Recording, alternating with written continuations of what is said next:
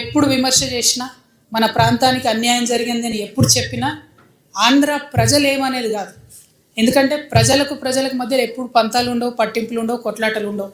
ఉల్టా ప్రజల మధ్యలో చుట్టరికాలు ఉంటాయి, అనుబంధాలు ఉంటాయి, రాకపోకలు ఉంటాయి, వ్యాపార వాణిజ్య సంబంధాలు ఉంటాయి. ఆనాడు ఉమ్మడి ఆంధ్రప్రదేశ్లో ఉన్నప్పుడు తెలంగాణ వాదులం మనం ఏ ఒక్క చిన్న విమర్శ చేసినా మన మీద గట్టిగా విరుచుకుపడ్డది ఎవరు అంటే ఆంధ్ర రాజకీయ నాయకులు. మరి ఇవాళ ఏం జరుగుతుంది? ఇవాళ ఇప్పుడున్నటువంటి ముఖ్యమంత్రి అదే ఆంధ్ర రాజకీయ నాయకుల ఏజెంటు మనకి ఇక్కడ ముఖ్యమంత్రిగా ఉన్నారు. దానివల్ల ఏం జరుగుతుంది? గత 10 ఏళ్లలో 12 ఏళ్లలో అంతకుముందు ఉన్న ప్రభుత్వం అధికారంలో ఉన్నప్పుడు ఏమైంది ఏం కాలేదని పక్కన పెడితే ఒక భయం ఉంటుండే. ఒక లైన్ దాటొద్దు, తెలంగాణ వాదాన్ని కించపరిచే విధంగా వ్యవహారం చేయొద్దు అనే ఒక భయం, ఒక కట్టుబాటు ఉండే. ఇప్పుడేం జరిగింది? ఎక్కడ పడితే అక్కడ అడ్డగోలుగా ఆంధ్రోళ్ళ విగ్రహాలు పెట్టుకుంటూ, ఎక్కడ పడితే అక్కడ ఎవరు పడితే వాళ్ళు ఇష్టం వచ్చినట్టు మాట్లాడరు. అయితే ఆ మాట్లాడడం వెనుక కూడా ఉట్టిగా ఆషామాషిగా జరుగుతలేదు. దాని వెనుక ఒక కుట్ర ఉంది, అది మనం గమనించాం. ఇవాళ తెలంగాణ రాష్ట్ర అవతరణ దినోత్సవం రోజు తెలంగాణ ఉద్యమ ఆకాంక్షల గురించి మాట్లాడాలి, తెలంగాణ అభివృద్ధి గురించి మాట్లాడాలి, అక్కేంద్ర ఆంధ్రోళ్ళ గురించి మాట్లాడుతుందని అందరికి అనుమానం రావచ్చు. కానీ తెలంగాణ ఉద్యమకారుల ఆకాంక్ష, తెలంగాణ ఉద్యమ ఆకాంక్ష మొట్టమొదటి వరుసలో ఏంటిది? మన అస్తిత్వాన్ని కాపాడుకోవడం, మన ప్రాంతాన్ని కాపాడుకోవడం, మన ఐడెంటిటీని కాపాడడం కోసం. ఇవాళ ఏం జరుగుతుంది? అక్కడ ఆంధ్రప్రదేశ్ రాష్ట్రం సపరేట్ అయ్యి మనలాగానే ఇవాళ 12 ఏళ్ళ నుండి 13వ సంవత్సరం వస్తుంది. ఈ 13 ఏళ్లలో అంత పెద్ద నాయకులు అన్ని పార్టీల అధికారంలోకి వచ్చినా అక్కడ కనీసం రాజధాని నగరంగా కట్టుకోలేకపోయినారు ఇప్పటి వరకు వాళ్ళు. అంతకుముందు ఆంధ్ర తెలంగాణ ఎందుకు కలిసినాయి? తెలంగాణ చక్కగా ఉన్న తెలంగాణ ఎందుకు ఆంధ్రలో వచ్చి కన్నేసి కలుపుకున్నారు? ఎందుకంటే ఇక్కడ రాజధాని బాగుంది కాబట్టి, కర్నూలులో మేము గుడారాలలో ఉంటున్నాం కాబట్టి మేము తెలంగాణలో కలవాలి, తెలంగాణతో కలుపుకోవాలని చెప్పి ఆనాడు మాట్లాడారు. ఇవాళ ఏం జరుగుతుంది? మరి 2 రాష్ట్రాలు అయిపోయినాక అక్కడ రాజధాని కట్టుకున్నారు వాళ్ళు? కట్టుకోలేకపోయారు. 2 పార్టీలు కూడా విఫలమైనవి. ఇప్పుడు ఉన్నటువంటి ఆంధ్రప్రదేశ్ ప్రభుత్వం ఏదైతే సంకీర్ణ ప్రభుత్వం ఉన్నదో, బీజేపీ, పవన్ కళ్యాణ్ గారు, టీడీపీ, వీళ్ళందరూ కేంద్రంలో వాళ్ళకు కొంత అధికారం ఉంది కాబట్టి ఏం చేసిండ్రు? పార్లమెంట్లో అమరావతియే మా రాజధాని అని బిల్లు పాస్ చేసుకున్నారు. ఎంత విచిత్రం అంటే, భారతదేశంలో కేంద్ర ప్రభుత్వం పెత్తనం ఉండొద్దు రాష్ట్రాల విషయంలో అని మనం మాట్లాడుకుంటాం. కానీ అక్కడ ఏం చేసిరు? వాళ్ళు అసెంబ్లీలో తీర్మానం చేసుకోవాలి రాజధాని ఎక్కడని. తీర్మానం చేసుకోకుండా పార్లమెంట్లో తీర్మానం చేశారు. చేయంగానే ఏమైంది? అపోజిట్ ఉన్నటువంటి జగన్మోహన్ రెడ్డి గారు, మీరు ఈ తీర్మానం చేసిరు కరెక్టే, కానీ ఇందులో మావిగన్ అంటే మచిలీపట్నానికి, వైజాగ్కి, గుంటూరుకి అన్యాయం జరుగుతుంది కాబట్టి ఆ ప్రాంతాలను కూడా కలుపుకొని అక్కడ ప్రభుత్వ భూమి ఎక్కడుంది, మీరు అక్కడ రాజధాని చేయండి అని ఆయన పొలిటికల్ బాంబ్ వేసిండు వీళ్ళ మీద. ఏంగానే ఏమన్నారే, మేము ఇంత పార్లమెంట్ దాకా పోయి చట్టం చేసుకొని వస్తే ఈ పొలిటికల్గా మనకు లాభం దొరకలేదేంది, దీన్ని కన్ఫ్యూజ్ చేయాలి, ఆగం చేయాలి, ఆంధ్ర ప్రజల అటెన్షన్ డైవర్ట్ చేయాలి అంటే ఏం చేయాలి? తెలంగాణల మీద పడి ఏడవాలి. అప్పుడేమైతే ఆంధ్ర ప్రజలు మొత్తుకుంటారు, అరే వీళ్ళేంద్ర తెలంగాణ అది ఇదని. సో ఈ అటెన్షన్ డైవర్షన్లు ఏం చేసిండ్రు? ఒకటేమో ఇప్పుడు ఏదైతే capital area development agency authority అని పెట్టుకున్నారో ఆ ఏరియాలో ఈ జగన్ అన్న చెప్పిన మావిగాన్ని కూడా ఇంక్లూడ్ చేసిరు, ఆ ఏరియాని కూడా. సో పొలిటికల్గా అట్లా బెనిఫిట్ చేసుకుంది. తర్వాత మహానాడు పెట్టిరు. మహానాడులో ఏం మొదలు పెట్టిరు? తెలంగాణ పదం డిక్షనరీని లేదని మన తెలంగాణతోనే అనిపించింది. ఇవి మెడకాయ మీద తలకాయ ఉన్నాడు, ఎవడని డిక్షనరీ లేదంటాడు తెలంగాణ పదం. ఏడున్నది తెలంగాణ? రాజ్యాంగం చెప్పింది, భారత రాజ్యాంగం చెప్పి రాష్ట్రం ఇచ్చింది. ఎవడి డిక్షనరీలో, ఆంధ్ర డిక్షనరీలో ఉందా లేదా మాకు అవసరం లేదు. తెలంగాణ ప్రజలు రక్తం మరిగించి ఆత్మాహుతులు చేసుకొని కొట్లాడితే రాజ్యాంగబద్ధంగా పార్లమెంట్లో పాస్ అయ్యి అలా రాజ్యాంగం ఇచ్చింది రాష్ట్రం, రాజ్యాంగం ఇచ్చింది తెలంగాణ. మీ డిక్షనరీలో ఉంటే ఎంత, లేకుంటే ఎంత, మీరు ఏం డిక్షనరీ చదువుతున్నారో మాకేం తెలుసు, మాకు అవసరం కూడా లేదు దాంతో. అదొక మాట అన్నారు. అయిపోయిందా? అయిపోయినాక వెంటనే మంత్రి లోకేష్ గారు ఏమంటారు? మేము తెలంగాణలోకి విస్తరిస్తున్నాం అంటారు. అయ్యా లోకేష్ గారు, ముందు ఇప్పుడు వానాకాలం వస్తూ ఉన్నది. అయ్యా పవన్ కళ్యాణ్ గారు, మీరు రేపు పొద్దుగాలేంది తెలంగాణ నవనిర్మాణాన్ని పవన్ కళ్యాణ్ వచ్చి ఇక్కడ సభ పెడతాడు. నేనేమంటున్నా అంటే, లోకేష్ గారు పవన్ కళ్యాణ్ గారు వాళ్ళది ఒకటే ప్రభుత్వం కదా, ఆంధ్ర ప్రభుత్వాన్ని నేను విజ్ఞప్తి చేస్తున్నా, వానాకాలం వస్తుంది, మీ సెక్రటేరియట్లో, మీ అమరావతిలో, మీ ముఖ్యమంత్రి గారి కుర్చీ కింద నీళ్ళు రాకుండా చూసుకోండి. ఫస్ట్ ప్రతి వానాకాలం అక్కడ క్యాపిటల్ మునుగుడే, ప్రతి వానాకాలం అక్కడ క్యాపిటల్ మునుగుడే. అంటే ఎంత అవమానం ఇది ఆంధ్ర ప్రజలకు చెప్పండి. నాయకులేమో వాళ్ళు ఇప్పటికీ కూడా ఆంధ్ర మంత్రులు వచ్చి హైదరాబాద్లో ఆపరేషన్లు చేయించుకొని పోతారు.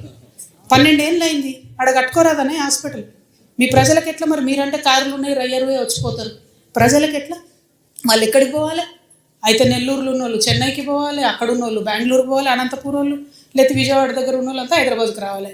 అంటే ఇప్పటికీ కూడా మీ ప్రజలకు హాస్పిటల్ కట్టరు, ఇప్పటికీ మీ ప్రజలకు కావాల్సిన వసతులు ఇయ్యరు.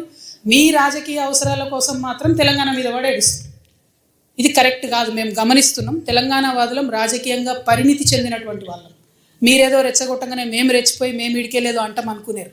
కానీ ఇక్కడ వాళ్ళ ఏజెంట్ ముఖ్యమంత్రి గారు ఉండడం వల్ల నష్టం ఏం జరుగుతుందంటే రకరకాల విగ్రహాలు పెడుతున్నారు.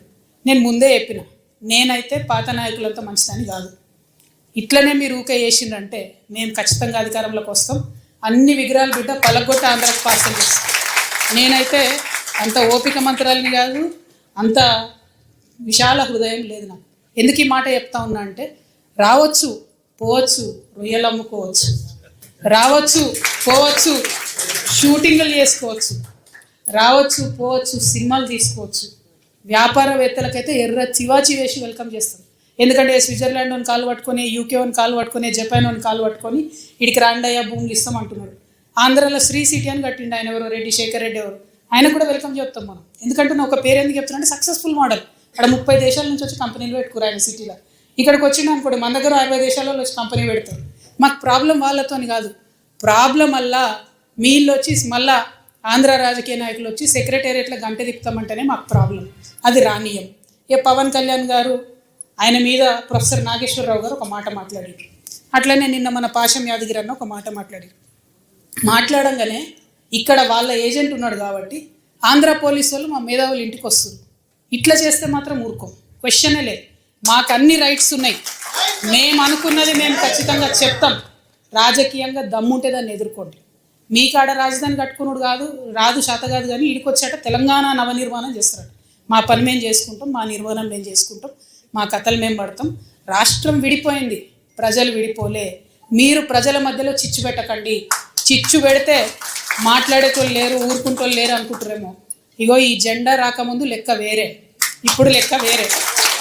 టీఆర్ఎస్ 2.0 ఇక్కడ, టీఆర్ఎస్ 2.0 ఇక్కడ పెట్టుకుంటే మాత్రం మంచిగా ఉండదు. ఇదివరకు ఒకసారి పెట్టుకున్నారు, రాష్ట్రం వచ్చింది. ఈసారి మూతి పనులు రాలిపడతాయి. కాబట్టి మీరు మా ప్రజల్ని తక్కువ చేసి మాట్లాడడం, మా మేధావుల మీద చేయాలనుకోవడం, లేనిపోని సాంస్కృతిక పెత్తనం మా మీద రుద్దాలనుకోవడం, మీకు అక్కడ రాజధాని కట్టుకోవడం చేతగాక మీ పొలిటికల్ పంచాయతీలను తీసుకొచ్చి మా మీద రుద్దడం. ముందు మీ రాజధాని కట్టుకోండి. మా జిహెచ్ఎంసీ ఎన్నికలలో పోటీ చేసే విషయం మీరు మళ్ళీ ఆలోచిద్దాం. మా జిహెచ్ఎంసీలో ఇక్కడ సెటిల్ అయ్యి ఇక్కడ ఉన్నటువంటి ఆంధ్ర బిడ్డలు మా వాళ్ళు. గత 12 ఏళ్ళుగా వాళ్ళని మేము కడుపులో పెట్టుకొని కాపాడుకున్నాం. ఇంకా ఎన్ని ఏండ్లైనా అట్లనే కాపాడుకుంటాం. తెలంగాణ వాళ్ళం ఎవరిని ఇబ్బంది పెట్టేటోళ్ళం కాదు. చుట్టపు చూపుగా వచ్చినా ఇంటికి వచ్చినా వాళ్ళని ఉన్నాం, వాళ్ళు మన దగ్గరే ఉన్నారు, మన దగ్గరే సెటిల్ అయిన, వాళ్ళతో ఇబ్బంది లేదు. రాజకీయంగా పెత్తనం చేస్తాం, సెక్రటేరియట్లో ఏలు పెడతాం, మీ విధానాలలో ఏలు పెడతాం, మీ నీళ్లు దోసుకుంటామంటే మాత్రం ఊరుకునేది ఉండదు. ఖచ్చితంగా చెప్తా ఉన్నాం. ఇవాళ మా ఉద్యమ ఆకాంక్షలో పరిరక్షణలో భాగంగా మొట్టమొదటిది మా అస్తిత్వాన్ని పరిరక్షించుకోవడం.